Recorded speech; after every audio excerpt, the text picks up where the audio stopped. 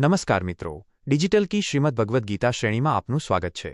ગઈકાલે આપણે 29માં શ્લોકમાં જોયું કે અર્જુનની માનસિક હાલત કેટલી ગંભીર થઈ ગઈ હતી। તેના હાથમાંથી ગાંડીવ ધનુષ સરકી રહ્યું હતું અને તેના આખા શરીરમાં બળતરા થઈ રહી હતી। આજે આપણે જોઈશું અધ્યાય 1 શ્લોક 30, જેમાં અર્જુન પોતાની અસમર્થતા વ્યક્ત કરતા કહે છે કે હવે તેનામાં ઊભા રહેવાની શક્તિ પણ બાકી રહી નથી। 1 સંપૂર્ણ સંસ્કૃત શ્લોક। ન ચ શક્નોમ્યવસ્થાર્તુ ભ્રમતિવ ચ મે મનઃ નિમિત્તાની ચ પશ્યામિ વિપરીતાની કેશવ 30। 2 સરળ ગુજરાતી અર્થ। અર્જુને કહ્યું, હે કેશવ, હવે હું અહીં ઊભા રહેવા માટે પણ સમર્થ નથી। મારું મન ભ્રમિત થઈ રહ્યું હોય તેમ ભમી રહ્યું છે અને મને બધા જ લક્ષણો, ચિહ્નો વિપરીત એટલે કે અનિષ્ટ જ જણાઈ રહ્યા છે। 3 અને 4 પ્રશ્નો અને તેના ઉત્તરો। 1 અર્જુને ભગવાનને કયા નામથી સંબોધ્યા છે? જવાબ, કેશવ। 2 અર્જુનની શારીરિક ક્ષમતા વિશે શું કહેવાયું છે? જવાબ, તે હવે રણભૂમિમાં ઊભો રહેવા માટે પણ શક્તિમાન નથી। 3 અર્જુનના મનની સ્થિતિ કેવી હતી? જવાબ, તેનું મન ભ્રમિત થઈ રહ્યું હતું, ચક્કર આવી રહ્યા હોય તેવું લાગતું હતું। 4 અર્જુનને કેવા નિમિત્તો, ચિહ્નો દેખાઈ રહ્યા હતા? જવાબ, વિપરીતાની એટલે કે અશુભ અથવા ઊંધા ચિહ્નો। 5 કેશવ નામનો એક અર્થ શું થાય? જવાબ, કેશી નામના રાક્ષસનો વધ કરનાર અથવા જેમના વાળ સુંદર છે તેવા ભગવાન। 6 અર્જુનને કેમ બધું વિપરીત લાગતું હતું?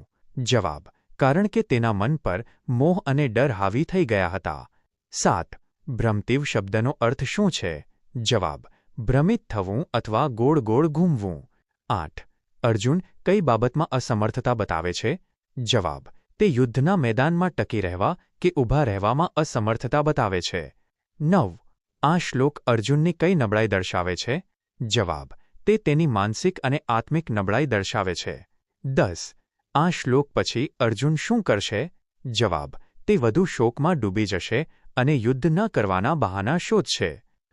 5 જીવનનો ઉદ્દેશ, નકારાત્મકતા અને મનનો ભ્રમ। આ શ્લોક દ્વારા આપણને માનવીય નબળાઈઓ વિશે અત્યંત ગહન અને વિસ્તૃત બોધ મળે છે।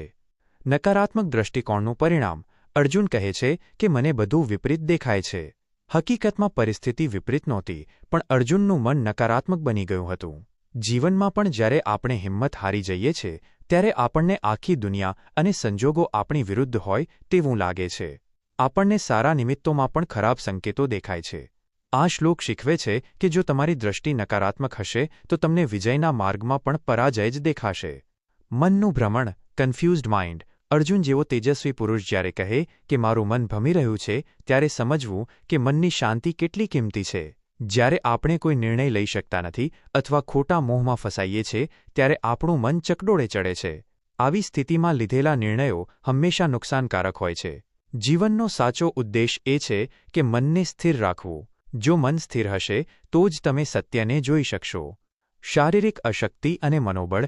અર્જુન શારીરિક રીતે નબળો નહોતો, પણ તેના મનના ભ્રમે તેને ઊભા રહેવા માટે પણ અસમર્થ બનાવી દીધો। આજના સમયમાં ઘણા લોકો હતાશા, ડિપ્રેશનને કારણે શારીરિક રીતે બીમાર પડી જાય છે। આ શ્લોક આપણને સમજાવે છે કે જો તમારે જીવનના સંઘર્ષોમાં ટકી રહેવું હોય તો તમારે તમારા મનોબળને મજબૂત કરવું પડશે। હાર પહેલા મનથી થાય છે, મેદાનમાં તો તે પછી દેખાય છે। નિષ્કર્ષ, તમારી દૃષ્ટિ બદલો તો જ સૃષ્ટિ બદલાશે। જ્યારે મન ભ્રમિત થાય ત્યારે ઉતાવળિયો નિર્ણય લેવાને બદલે ભગવાન કે ગુરુના શરણે જઈને સ્થિરતા મેળવવાનો પ્રયત્ન કરવો જોઈએ। મિત્રો, આજના 30મા શ્લોકમાં આપણે જોયું કે અર્જુન કેવી રીતે માનસિક રીતે ભાંગી પડ્યો છે અને તેને બધું જ નકારાત્મક દેખાઈ રહ્યું છે। તેની આ સ્થિતિ આપણને મનની શક્તિ વિશે ચેતવે છે। હવે પછીના શ્લોકોમાં આપણે જોઈશું કે અર્જુન કેવી રીતે યુદ્ધ છોડી દેવા માટે અલગ અલગ તર્ક આપે છે। ડિજિટલ કી સાથે જોડાયેલા રહો। આવતીકાલે ફરી મળીશું રાત્રે 8 વાગ્યે। જય શ્રી કૃષ્ણ।